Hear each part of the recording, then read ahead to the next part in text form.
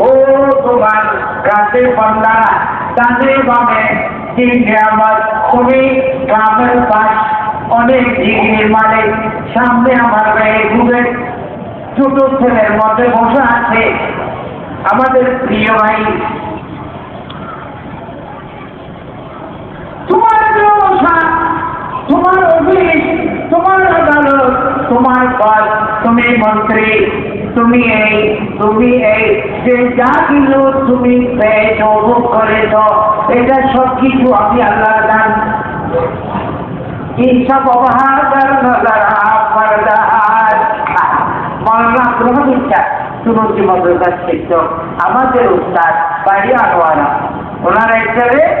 বর্তমানে সমাজ আমাদের শিক্ষক এখন মনে হয় বাড়ি আমাদের পড়তেন বড় গভীর ছিলেন বড় আশিক ছিলেন আল্লাহ এই সব বাহাদুর নজরহা পর্দাহাত در حقیقت مالک ہر شے خدا در حقیقت مالک ہر شے خدا আমরা তো বুঝতেছি না সোনার মাইকের শরণে এই মাঠে এই মাহফিলে এই ইমানের রুহানি কেন্দ্রে আপনারা যদিও গাড়ি দিয়ে আসছেন আমরা দেখতেছি কিন্তু আসলে আসছে কে मैं खुद आया नहीं लाया दिया हो मैं खुद आया नहीं लाया এবার আসেন নিয়ামত আল্লাহ বলে ওয়াকুরু নিয়ামত আল্লাহি আলাইকুম বললাম যত নিয়ামত আছে পান সুপারি চা নাস্তা ইত্যাদি পুরুষ এই সেই এটা তো আছে আল্লাহ বলে এই সব শাখা এটা ছায়া এটা শাখা আর ছায়া এই নিয়ামতের একটা খুললিয়ে মোরাক্কাব ভাবে এগুলো মায়ের কেরাম জানে ভাবে মধ্যে এখন নাই মধ্যে তো মজবুত হয়ে গেছে চলে গেছে আল্লাহ এই মুহূর্তে না থাকলে হলো মায়ের কেরামদের কোমরের শক্তি থাকে না আমার ভাই শরীর বড় বলতে কি সেই সময় যদি ওয়াজ করে হাসি রাজি সঙ্গে আলহামদুলিল্লাহ দেখেন এই নিয়ামতের একটা গুণ আছে সেই নিয়ামত হচ্ছে আমার হাবিব মুহাম্মদুর রাসূলুল্লাহ কেমন নিয়ামত আল্লাহর শব্দ কোরআনে পাকে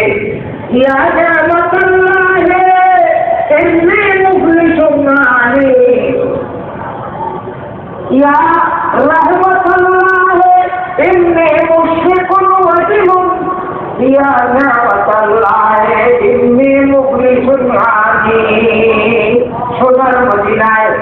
সওয়ারে কেরাম যখন জিয়ারত করে আমরা তো বাংলাদেশি আমরা তো সালাম দিয়া নবীজির দরবারে নজরে আকিদত পেশ করি আর দেশের আল্লাহর বান্দারা তারা বলে কি ইয়া রাহমাতুল্লাহ ইন্নী খালিকুন ওয়াজিবুন ইয়া নিয়ামতুল্লাহ ইন্নী মুখলিসুন আলাইহি ও আল্লাহ রহমত আপনার নাম রহমতুল্লাহ আপনার নাম নিয়ামতুল্লাহ আপনার নাম তাওবাতুল্লাহ আপনার নাম বরকতুল্লাহ আর কত নিয়ম এই নাম 201 তো বানায় লোকাই আছে 201 নিয়ম তার ওয়াহিদ আর আল্লামা নববী রহমাতুল্লাহ আলাইহি একটি রিসালা আর রিসালাতুন নাবিহা ওয়াল্লাহ আর রিসালাতুল বালিহা আর রিসালাতুল জাইয়্যিদা আর রিসালাতুল ওয়াসিআ আল্লাহর নবীর শানে রেখেছেন সেখানে রাসূল পাকের নাম দিয়েছেন এখানে আল্লাহ কি বাত নিয়ামতুল্লাহ এই নিয়ামতের বরকতে সমস্ত নিয়ামত পাওয়া গেছে এই নিয়ামত যদি না হইতো কিছু না হইতো কিছু না এই নিয়ামতের বরকতে কোরআন শরীফ পেয়েছি নিয়ামতের বরকতে কি পেয়েছি কোরআন শরীফ পেয়েছি এই কোরআনের বৈশিষ্ট্যের মধ্যে রাসূল পাকের বৈশিষ্ট্যের মধ্যে কিতাবে অনেক কথা এই কথা আছে বৃষ্টির মধ্যে একমাত্র একটি কিতাবের তেলাওয়াত থাকবে, ওই কিতাব হচ্ছে আল্লাহর কোরআন। আর কোনো আসমানি কিতাবের তেলাওয়াত সেখানে চলবে না। পৃথিবীতে একমাত্র তেলাওয়াত থাকবে কোরআন শরীফের। আবার এই নতুন বলি বলে ওরা না করে কল করতো যা কিছু হচ্ছে না। তো মাহমুদুর সময় আমার কে আয়া আর মাহমুদুল বলে ওরা কাহা মৌলানা সাহেব যা বলল ধরা হয় না। ওরে বাপ আর ভাই সবকে কি বড় বলতে হয় এই জিনিসের মধ্যে আসলে কোনো কিতাবের তেলাওয়াত হবে না, শুধু তেলাওয়াত হবে আল্লাহর কোরআনের। বীজের মধ্যে কোনো ভাষায় থাকবে না, একমাত্র রসুলের ভাষা আরবি ভাষা। কি ভাষা? আহিবুল আরব আলাইহিস সালাম। আল্লাহর নবী বলে আরবিদেরকে এরাবিয়ানদেরকে